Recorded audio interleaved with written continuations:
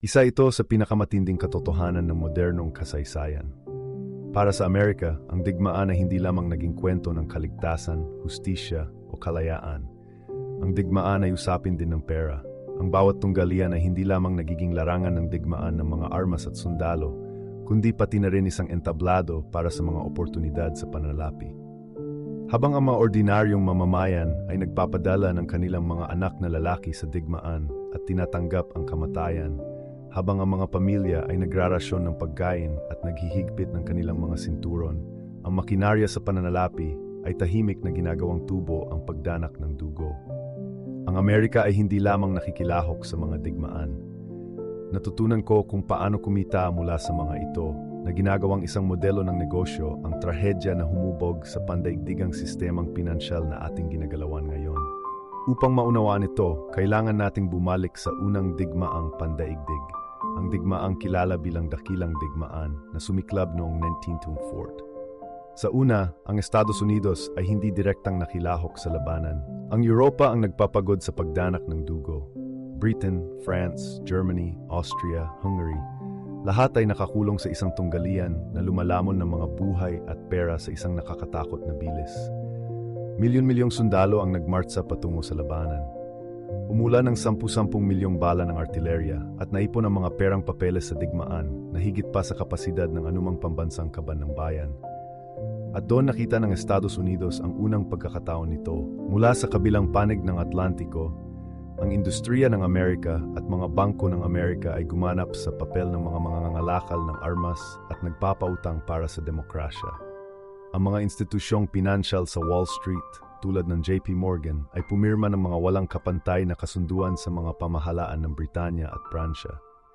Si Morgan lamang ang nag-ayos ng bilyon-bilyong dolyar na pautang at kumilos bilang ahente ng pagbili na nagkoordina sa transatlantikong kalakalan ng trigo, bakal, karbon at bala ng Amerika. Sa konteksto ng panahong iyon, ang bilyon-bilyong dolyar noong 1910s ay napakalaking halaga, mas malaki pa kaysa sa federal na budget, at lahat ng iyon ay may kasamang interes. Ang bawat bala na sumabog sa Western Front ay nagdadala hindi lamang ng TNT, kundi pati na rin ng mga obligasyon sa utang sa mga Amerikanong financier. Opisyal na pumasok ang Estados Unidos sa digmaan noong 1915. Ngunit ng panahong iyon, ang sistemang pinansyal nito ay hindi mapaghihiwalay na nakaugnay sa kinalabasan ng digmaan. Kung mabigo ang Britanya at Pransya, mabibigo rin ang Wall Street. Kaya naging malabo ang linya sa pagitan ng pambansang seguridad at pinansyal na pakinabang. Hinimok ang mga ordinaryong Amerikano na isaalang-alang ang pagbili ng mga Liberty Bond bilang isang makabayang tungkulin. Ito ay mga instrumento sa utang na ibinebenta na may emosyonal na propaganda na humihimok sa mga mamamayan na ipahiram ang kanilang mga ipon sa gobyerno. Tampok sa mga poster ang nakaturo na si Uncle Sam na may nakasulat na, "Kailangan kita." Nagmartsa ang mga kilalang tao sa mga lungsod upang hikayatin ang mga tao na bumili ng mga bond. Maging ang mga bata ay nagtipon ng kanilang mga barya upang bumili ng mga selyo ng ipon na maaring i-convert sa mga bond. Sa unang pagkataon sa kasaysayan, isang buong bansa ang napakilos sa pananalapi upang makipagdigma. Ngunit narito ang mas madilim na katotohanan. Habang ang maliliit na nag-iipon ay nagpapahiram lamang ng ilang dolyar, ang mga tunay na nanalo ay ang mga bangko at mga industrialista na nakaupo sa tugatog ng kapangyarihan. Umunlad ang mga pabrika. Tumaas ang kita. Ang impluensya ni JP Morgan sa mga pamahalaan ay lumawak ng higit pa sa anumang nakita noon. At isang bagong president ang itinakda. Ang digmaan ay maaring pundohan hindi lamang sa ginto, hindi lamang sa mga buwis, kundi sa utang na ibinebenta sa publiko at ginagarantiyahan ng pribadong pananalapi. Ang mekanismong iyon ay hindi kailanman nawala. Mabilis na sumulong sa ikalawang digmaang pandaigdig at makikita mo ang parehong modelo na pinaperpekto sa mas malaking saklaw. Muli, ang Europa ay nalugmok sa kaguluhan at muli, ang industriya ng Amerika ay bumilis upang punan ang kakulangan. Ipinahayag ni Pangulong Roosevelt na ang Amerika ang magiging arsenal ng demokrasya. At nang opisyal na pumasok ang Estados Unidos sa digmaan noong Disyembre 1941, ang mga pabrika nito ay gumagana na ng buong kapasidad na gumagawa ng mga barkong pandigma, sasakyang panghimpapawid, tangke at bala sa isang saklaw na hindi pa nakikita ng mundo noon. Ngunit narito ang mahalagang punto. Ang makinarya sa pananalapi ay tumatakbo rin ng buong bilis. Naglabas ang kagawaran ng pananalapi ng mga bono para sa digmaan at sinuportahan ito ng Federal Reserve. Muli, ang mga ordinaryong mamamayan ay hinimok na ipuhunan ang kanilang mga ipon bilang isang gawa ng pagkamakabayan. Mahigit 85 milyong Amerikano ang bumili ng mga bono para sa digmaan na nakalikom ng mahigit 185 bilyon.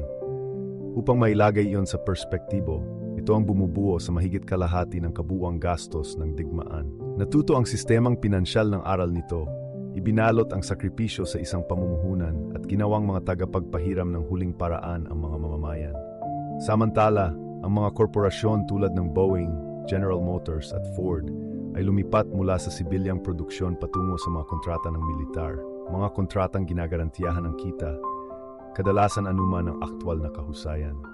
Nagbigay ang gobyerno ng paunang kapital. Gumawa ang mga pabrika ng mga armas at nakatanggap ang mga shareholder ng mga dibidendo. Ang ugnayan sa pagitan ng pera at kapangyarihan ay lalong lumakas. Ang digmaan ay hindi na lamang isang trahedya na dapat tiisin. Ito ay naging isang makinang pang-ekonomiya. At habang umuungal pa rin ang mga baril, isa pang tahimik na revolusyon ang nagaganap sa larangan ng pananalapi. Ang katapusan ng pamantayan ng ginto. Noong panahon ng digmaan, sinuspinde ng Estados Unidos ang malayang pagpapalit ng dolyar laban sa ginto upang protektahan ang mga pambansang reserba. Nagsimula ang landas ng dolyar upang maging isang ganap na bago, hindi lamang isang sertipiko na maaring tubusin para sa ginto, kundi isang pag-aangkin na ginagarantiyahan ng kapangyarihan ng Estado ng Amerika, ng kapasidad ng produksyon nito sa industriya, at ng lakas militar nito. Pagkatapos ng 1944, sa pamamagitan ng kasunduan sa Bretton Woods, opisyal itong itinatag. Ang dolyar ay niluwalhati bilang reserbang pera ng mundo. Ito ay direktang resulta ng digmaan at binago nito ang kapangyarihang pinansyal ng Amerika tungo sa pandaigdigang pangingibabaw sa pananalapi. Pag-isipang mabuti ito. Ang mga mapaminsalang digmaan sa Europa ay nagpayaman at nagbigay kapangyarihan sa Estados Unidos. Ang bawat bono na naibenta, bawat pautang na inisyu, bawat pabrika na inayos, lahat ay naglatag ng pundasyon para sa Amerika na umangat hindi lamang bilang isang tagumpay sa larangan ng digmaan, kundi pati na rin bilang sentro ng pananalapi ng modernong mundo. Ang makinarya ng digmaan ay hindi lamang militar, kundi pati na rin pang-ekonomiya. Gayunpaman, ang kwento ay hindi nagtatapos noong 1945. Ang kasunod na Cold War, sa maraming paraan, ay isa ring digmaang pinansyal na hindi gaanong mahalaga kaysa sa isang komprontasyong pampolitika. Ang paggastos ng militar ay tumaas ng mabilis. Ang buong industriya tulad ng aerospace, electronics at langis ay pinalakas ng patuloy na lumalawak na budget sa depensa. Tinatawag ng mga ekonomista ang fenomenong ito na military Keynesianism. Ito ang ideya na ang paggastos ng gobyerno sa digmaan ay maaring mapanatili ang maayos na pagtakbo ng ekonomiya na pumipigil sa resesyon.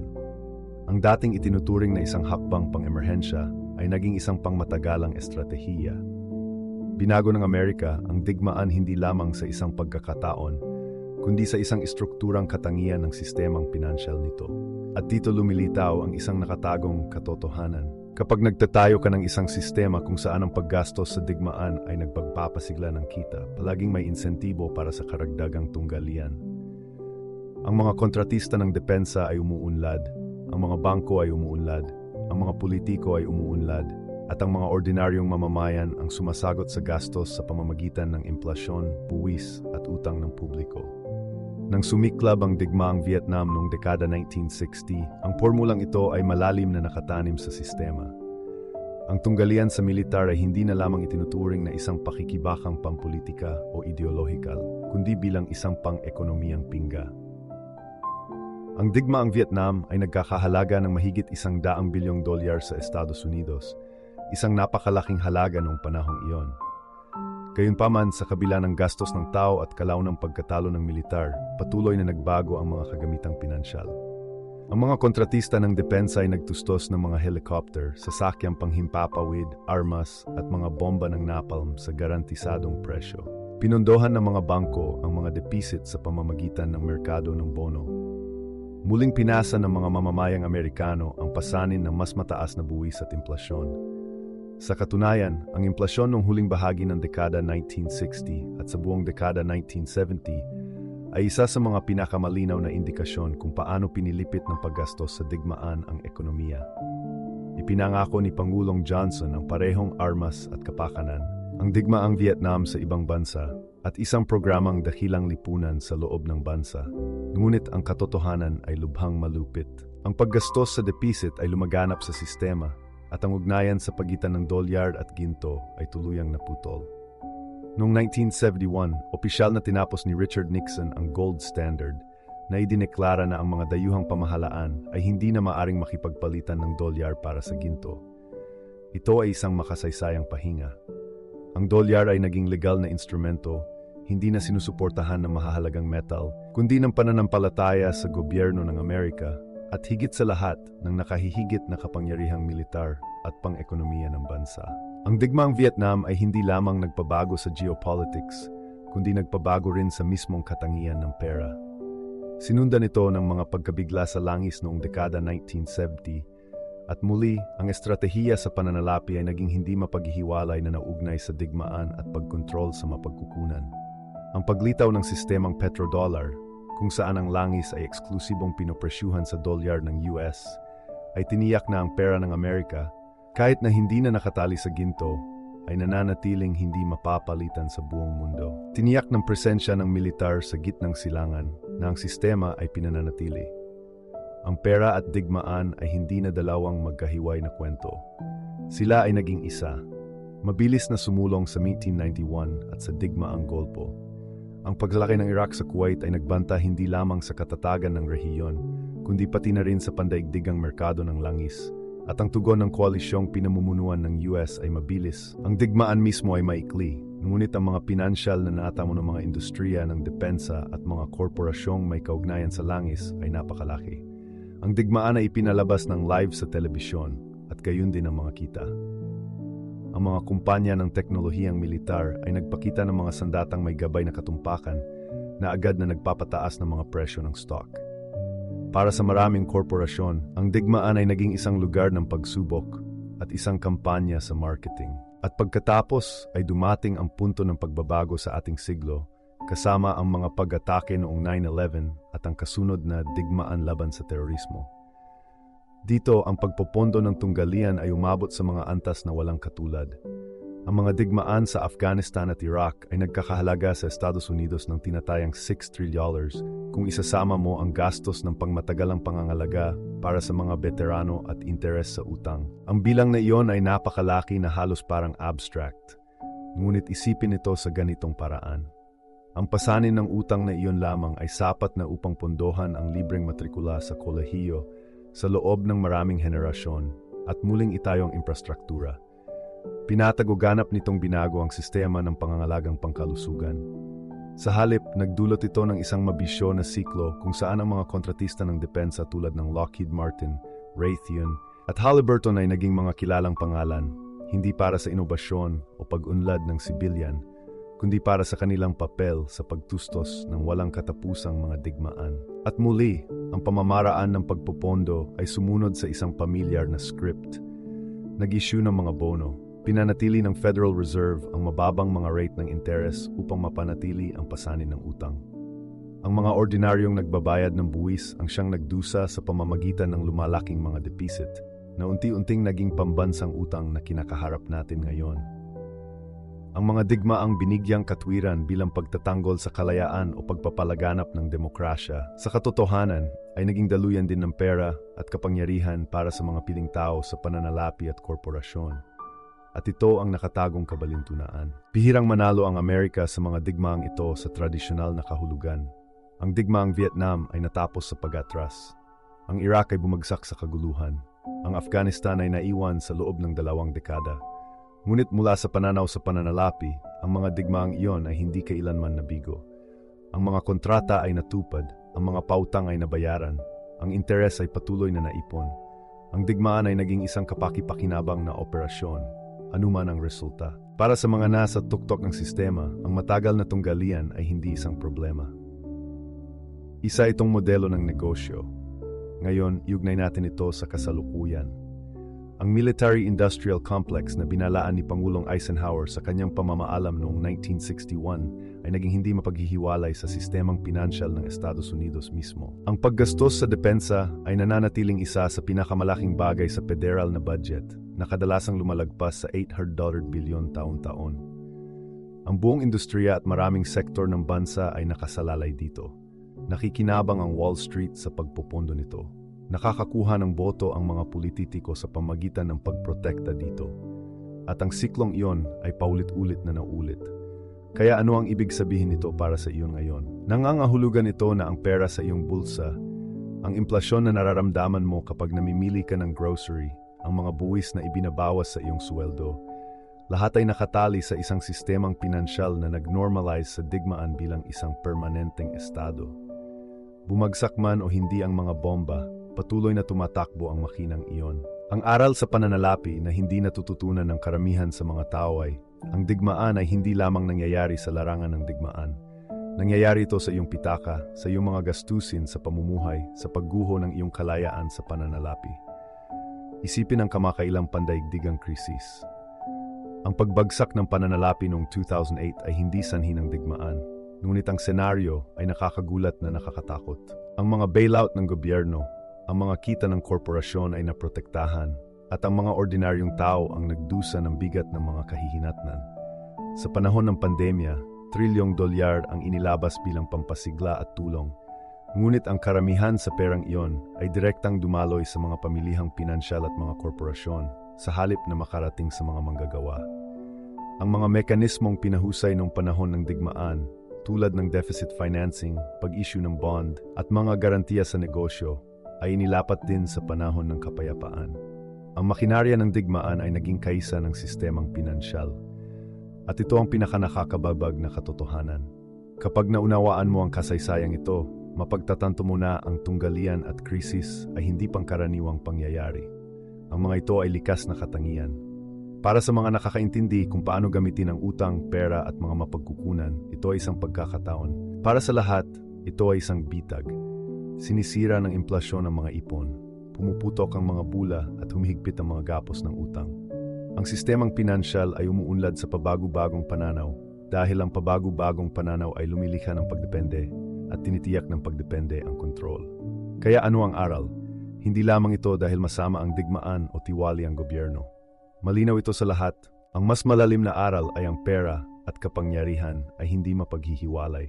At ang bawat pangunahing tunglian sa modernong kasaysayan ay naiugnay sa mga pagkataong pinansyal gayon din sa ideolohiya. Ang pag-unawa dito ay magbibigay sa iyo ng mas malinaw na pananaw sa mundong iyong ginagalawan. Kapag nakarinig ka ng mga panawagan para sa interbensyon, kapag nakita mong tumataas ang mga budget sa depensa, kapag napagtanto mong tumataas ang iyong sariling halaga ng pamumuhay, hindi mo lamang dapat itanong kung sino ang kaaway, kundi pati na rin sino ang kumikita. Iyan ang tunay na kahulugan ng edukasyon sa pananalapi. Hindi lamang ito tungkol sa pag-aaral kung paano mag-budget, mamuhunan o mag-ipon. Ito ay tungkol sa pag-aaral kung paano dinisenyo ang sistemang ito, kung sino ang pinaglilingkuran nito, at kung paano inilantad ng kasaysayan ang mga paulit-ulit na pattern. Ang kasaysayan ng ekonomiya ay hindi lamang mga numero sa aklat aralin. Ito ay tungkol sa mga buhay, sakripisyo, mga imperyong tumataas at bumabagsak, at ang nakatagong arkitektura ng utang at tubo na humuhubog sa bawat headline na nababasa mo ngayon. Kaya, sa susunod na may magsabi sa iyo na ang digmaan ay para sa karangalan, demokrasya o kalayaan, tandaan ito. Ang digmaan ay tungkol din sa mga balance sheet, pagbabayad ng interes at kita ng mga korporasyon. Hindi nauulit ang kasaysayan, ngunit tinitiyak ng sistemang pinansyal na ito ay magre-rhyme sa mga paraan na patuloy kang nagbabayad ng mga bayarin. Kung gusto mo ng tunay na kayamanan, kung gusto mo ng tunay na kalayaan sa pananalapi, kailangan mong makita ang mga slogan at propaganda upang makilala ang pera at ang makinarya ng kapangyarihan kung ano talaga ito.